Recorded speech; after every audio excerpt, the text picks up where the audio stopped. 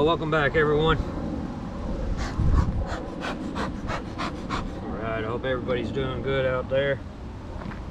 So it is October 26th, getting towards the end of October, and what we're doing is we're tightening up all the colonies. So for the most part, we've already done that. This colony right here, we were going to add some food frames to it and let them go through winter as is in this box. I've decided against that. We're going to transfer them over even to a smaller colony. Now some people will say, hey, why don't you just combine her and stuff like that. I'm in zone 7, and if we're on a normal winter, nothing like what we were coming off of last year, the 3-frame mating nucs that we do run a lot that will carry through winter, and we have a good success rate. So you know, I don't have a problem of putting them down in there as long as there's a good amount of bees in here. We haven't checked it, but we will pop it open. The colony's a little bit too little though for this size of box. I don't think they will have a chance to make our winter in this box. It's just too much room for them and stuff. I think they will fare a whole lot better in the smaller box. So we are going to transfer what she has in here over there, and then we will be giving them some food as well behind me. So let's get them transferred right quick and we'll see what she is looking like. So when we're transferring them down, we want to make sure that they are in the exact same spot pretty much, so that the returning foragers will come back. Sorry, it is windy today. We might have to do a voiceover. We will see how it goes.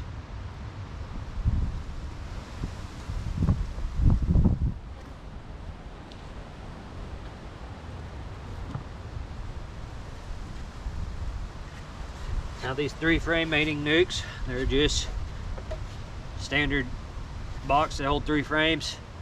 We keep a little tiny entrance. I think this is a 1/2-inch hole on them, and we usually keep it halfway.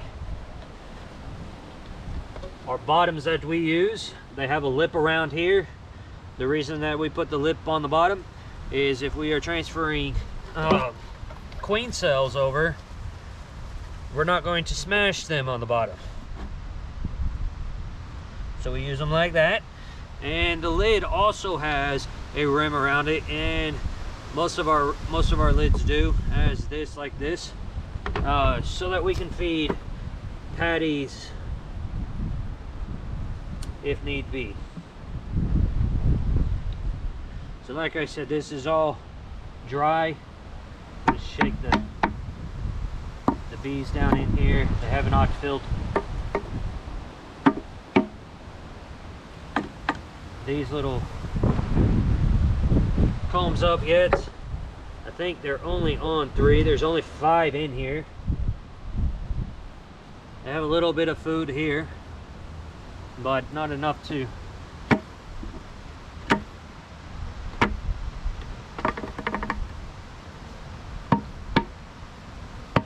we'll let them rob it out, or let these other colonies rob it out. I don't know how much these girls will get of it, but we'll leave it here. They can rob what they need. So we had food in this frame feeder here, and they are not taking it. It is just too cold for them to do.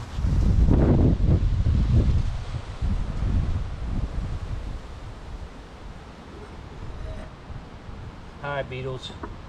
Let me make sure that we get our queen in here. See if I find her right quick. I believe that she is marked. She has a little bit of a nice brood pattern right here. It's a small cluster, young larvae, eggs. She's spread it all the way out to about here. There's a little bit of pollen down here. It's not looking too bad. This is a late split that we did, or maybe a swarm, a small one. We were just trying to get built up.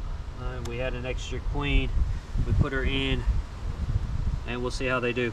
As you can see, they are a smaller colony.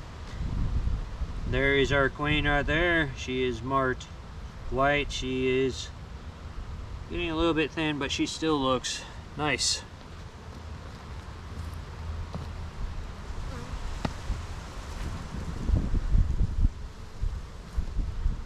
And so she has a good little brood cluster. We're going to keep the brood frames pointed together inwards.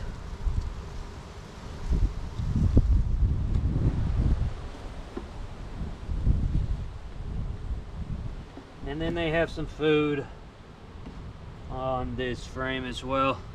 A little bit, most of this is filled. So hopefully they'll be able to take the food jar that we're going to put on top, and that they will be able to fill up a little bit more food into them. So like I said, they are not taking any of this food right here. It's just they can't keep it warm. It's too cold for them. So they won't touch it, even though it is there. They just don't have anything to do with it. So we'll put these bees in here.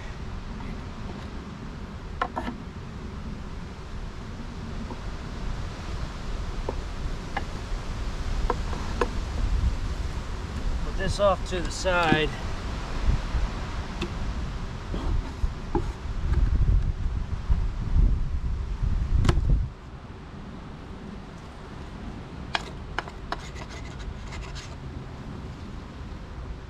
And get them buttoned up.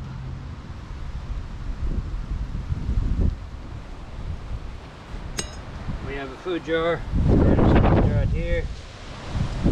Now this is very heavy syrup. I don't want a lot of moisture in this hive for sure. So we're giving them heavy syrup for this late in the winter, but you can do a 2-to-1. If your colony's big enough, they will be fine. These girls will figure out where their colony is here shortly, where the entrance is, and they will be just fine. So we will keep an eye on this, making sure that they are able to drink it. If not, we will be bringing out some sugar cakes. I also have some frame of food in the freezer that we will take that one that's partial full, and we will transfer it out, swipe it out with a full food frame. So when we're talking about tightening up your colonies, that's what we mean. You know, it's just get them out of if they got too much room on them. In my opinion, they don't winter as well as when they are compact and they can take care of everything. It's kind of like our house, you know, heating up. It takes a lot of energy to heat up a big area versus a small area. Now they don't heat the hive itself, they heat the cluster, but you know, just having a whole bunch of dead air all around them and stuff, it just makes it way more harder to keep the temperature regulated. It takes a lot more energy when they are burning it. Creates more calories that they got to consume to keep their energy up, which means that they are burning through food more. So we will get into more of that too later on, but we are out here just tightening up our colonies and making sure everything is looking good and getting rid of everything that is not good. Queens, if they're not viable, they're getting combined, getting pinched, and moving on. So we will be done pretty much with all of our deep inspections by the end of this week, and going forward we don't really even get into our hives much. They're all up to weight where we want them, and the ones that we do periodically. We'll pop a top in the winter time just for educational purposes, but for the most part I like to be done by November 1st if all possible, where the hives are up to weight and, you know, getting them all condensed down, everything. So like I said, most of them are already done. We saved this one till the very end just to get a video on it. So we will make sure though that they are keeping this feed going. If not, it can get too cold in this. I can pop it in the microwave real quick, warm it up, take the chill off, and they should be able to consume it. With this being a thick syrup, so this is high fructose corn syrup 55. We do bring in a little bit of it to get weight on our hives. This way it has no moisture in here. They don't have to do anything. They can instantly store it. It's done. It adds instant weight on it. That's all that we're going. I don't really recommend it too much. I don't think it's the best product for them, but if you're needing something to feed and get bulk on them and you're concerned about moisture, you don't want the moisture in there, then that's pretty much the only way to go without doing a dry sugar cake or some form of that. So, and I think the dry sugar cakes are a little bit too early for this time of year. If it's in the hive, I find if it's in the hive too early, the bees just bring it out. They won't consume it. They won't do anything with it. And so I want them to eat what's on their stored frames first, and then if we need to, like I said, when in Oklahoma we get plenty of days that are warm through our winters, so we can pop a top, we can check, and if they need food, always do the finger lift test, making sure your hives are up to weight throughout the winter. But and if they need food, then we can put a sugar patty on if we need to, or a sugar cake on if we need to. All right, well, I appreciate you guys watching. Thanks for all your follows, your shares, your comments, and everything. We appreciate